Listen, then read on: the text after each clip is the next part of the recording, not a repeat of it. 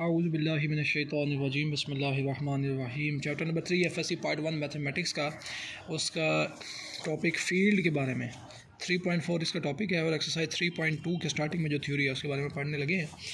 Field a set F is called a field if the operation of addition and multiplication of on F satisfy the following properties written in tabular form as.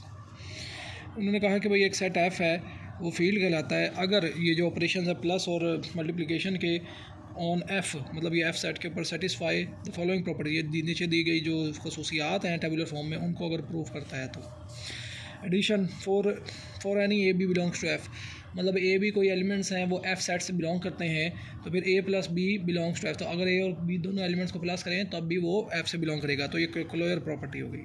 ठीक हो गया जी। और इसी तरह closure property with respect to addition थी तो with respect to multiplication closure property क्या है for any a b belongs to F a dot b belongs to F। इसका मतलब है कोई भी एलिमेंट्स जब मल्टीप्लाई होंगे तब भी वो F से बिलोंग करेंगे मल्टीप्लिकेशन मतलब closure property with respect to multiplication. For any a b belongs to F a plus B is equal to b plus a ये competitive law with respect to addition मतलब कि दो entries की जो sequence है ना वो अगर ए प्लस बी है तो उसको वो बी प्लस है मतलब पहले बेशक बी लिख लो बाद में ए लिखो प्लस करोगे वही आंसर आएगा सेम है इक्वल है। इसी तरह a dot b is equal to b dot a associative property A plus b plus C is equal to a plus b plus c मतलब कि पहले हमने ब्रैकेट में ए प्लस बी को कर लिया और उसके बाद हमने ब्रैकेट में बी प्लस सी को कर लिया फिर बाद में ए से मल्टीप्लाई किया मतलब कि जो हमने बोर्ड मैथ्स रूल पढ़ा है मतलब bracket of division of multiplication addition subtraction मतलब कि पहले ब्रैकेट को सॉल्व करते हैं फिर बाद में ऑफ डिवीजन फिर मल्टीप्लिकेशन फिर एडिशन फिर subtraction.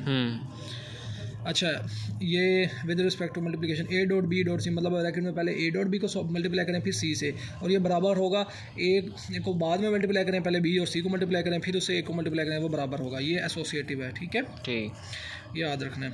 For any A belongs to F for all zero belongs to F such that A plus zero is equal to zero plus A is equal to zero is equal to A. इसका मतलब है कि अगर zero plus किया जाए ना existent of identity जो है ना एडिशन आइडेंटिटी क्या होती है उसमें ज़ीरो प्लस करते हैं तो वही आंसर आता है। मल्टीप्लिकेटिव आइडेंटिटी क्या होती है कि अगर किसी भी वो कोई चीज़ के अंदर वन मल्टीप्लाई करें तो वही आंसर आता है। ठीक है। Existence of inverse a belongs to F ये साइन है फॉर ऑल है ना for all minus a belongs to F such that अगर वो कहते हैं कि ए कोई भी एंट्री है बिलोंग्स टू F है तो अगर उसका साइन चेंज हो जाता है वो माइनस में उसे मल्टीप्लाई कर दें माइनस में आ जाता है तब भी वो बिलोंग्स टू F ही करेगा जैसे कि ए प्लस माइनस ए एडिटिव इन्वर्स जिस तरह। हाँ एडिटिव इन्वर्स हो गया मतलब एडिटिव इन्वर्स से क्या मुराद है कि हम उसी कोई भी एंट्री है कोई भी एलिमेंट है उसके नेगेटिव के साथ उसके नेगेटिव के साथ प्लस कर देते हैं नेगेटिव के साथ प्लस करने का मतलब वो माइनस ही होगा तो वो जीरो आ जाएगा। ए प्लस माइनस ए या minus a plus A is equal to zero. और इन्वर्स जो है इसका विद रिस्पेक्ट टू मल्टीप्लिकेशन वो क्या होगा कि हम वो उसी नंबर से उसको डिवाइड कर देंगे। ठीक है। मतलब ए है ना उसको ए से डिवाइड कर दिया तो 1 आ गया। ठीक है। Distributive A into B plus C is equal to A B plus A C मतलब कि पहले हमने बाहर रख दिया बी प्लस सी अंदर रखा पहले तो फिर हम जब मल्टीप्लाई करेंगे ए बी प्लस ए सी ये भी बराबर है अगर ऐसे करते हैं B plus C B into A is equal to B A plus C A ये भी डिस्ट्रीब्यूटिव है। ठीक है।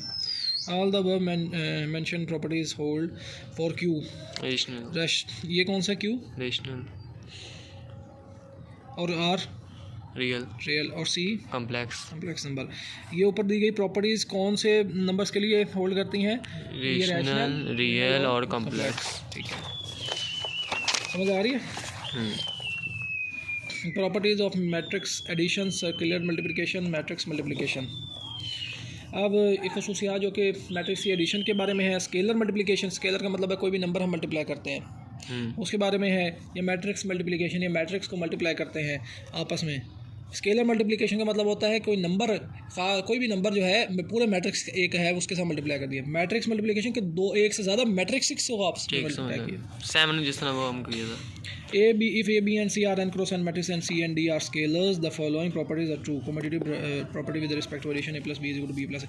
अच्छा यहाँ पे उन्होंने A, B, C ये बड़े जो लेटर से मैट्रिक्स को रिप्रेजेंट करते हैं आपको पता है, और यहाँ पे उन्होंने क्या C और D कोई स्केलर्स हैं, मतलब कि ये कोई भी नंबर है, हाँ एंट्रीज हैं जिसको हम मल्टीप्लाई कर सकते हैं. तो फिर उन्होंने कहा कि properties, commutative property with respect to relation a plus B is equal to b plus a. Matrix को भी आपस में प्लस करें तो उसको सीक्वेंस चेंज करें तो वही आंसर आएगा।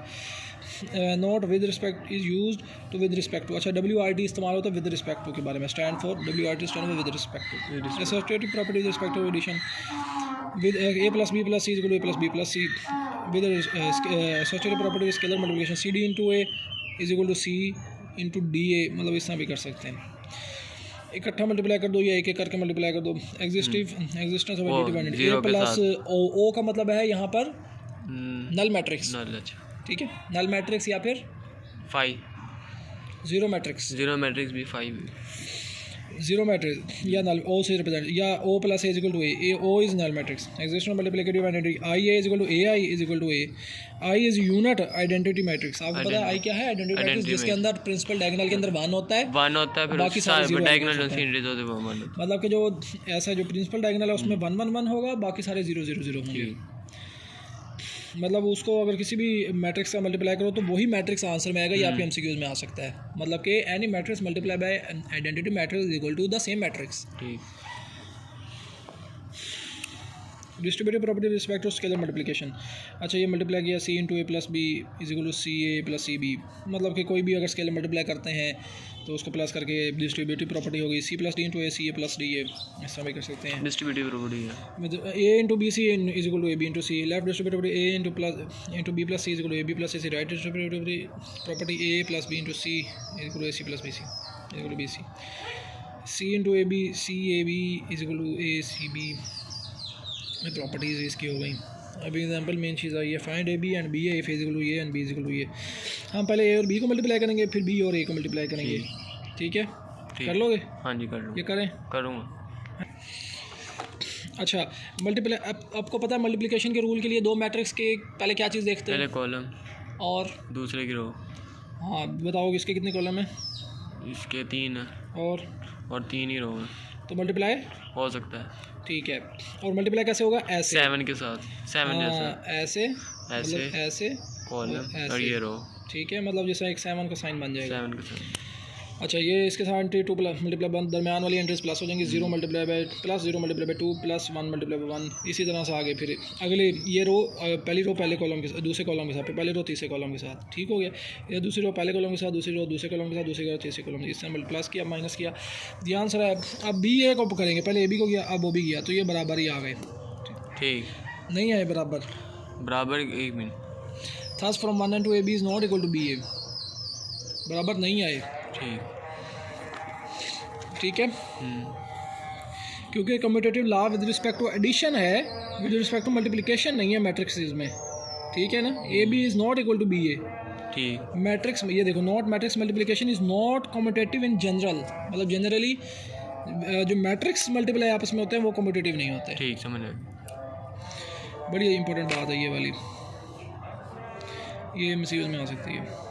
If a is equal to a matrix then find a transpose, मतलब ए को मल्टीप्लाई करना ए के ट्रांसपोज से, फिर ए ट्रांसपोज का दोबारा ट्रांसपोज लेना है, टेकिंग ट्रांसपोज ऑफ ए। उस ट्रांसपोज का क्या मतलब है कि हम रोज को कॉलम में कॉलम को रोज में, पहली रो लिया इसको कॉलम में चेंज किया, दूसरी मतलब 2 1 -3 है ना, इसको कॉलम में कर दिया 2 1 -3 -1 0 5 3 4 2 0 -2 -1 मल्टीप्लाई किया। पहले तो ए ट्रांसपोज ले लिया ना, अब ये ए है, मतलब ये ए है, ये डॉट, ये ए ट्रांसपोज, मल्टीप्लाई कर दिया इनको आपस में। मल्टीप्लाई करने के लिए क्या चीज़ हम देखते हैं? पहले मल्टीप्लाई करने में हम सबसे पहले कॉलम फिर रो, पहले के कॉलम दूसरे की रो, फिर उसके आगे फिर आगे हैं, पहले के कॉलम 4 है, दूसरे के भी 4 है, क्या उसके कॉलम भी इसके तकरीबन कॉलम भी 4 है, ठीक, और इसकी रो भी 4 है, हाँ, फिर मल्टीप्लाई हो सकता है, पहले के कॉलम दूसरे की रो। और जब मल्टीप्लाई करेंगे तो फिर पहले तो ये देखना है ना कि मल्टीप्लाई हो सकते हैं कि नहीं। मल्टीप्लाई तब हो सकते हैं जब पहले के कॉलम दूसरे की रोज बराबर हों, ठीक, और फिर उसके बाद दूसरी कॉलम की सूरत में इसको मल्टीप्लाई कर देंगे। अब ये ऐसे मल्टीप्लाई कर दिया, प्लस माइनस करके ये आया ए ट्रांसपोज, उसका फिर दोबारा ट्रांसपोज दिया, which is a, that is A transpose का transpose equal to A, not that this rule holds for any matrix A। मतलब कि किसी भी चीज़ का ट्रांसपोज लेके दोबारा ट्रांसपोज लेंगे तो वही मैट्रिक्स आ जाएगा, ठीक, समझ आएगा। अब हिंट दे दो ना सारे एक एक सवाल का थोड़ा। हाँ ठीक है, इसको वीडियो को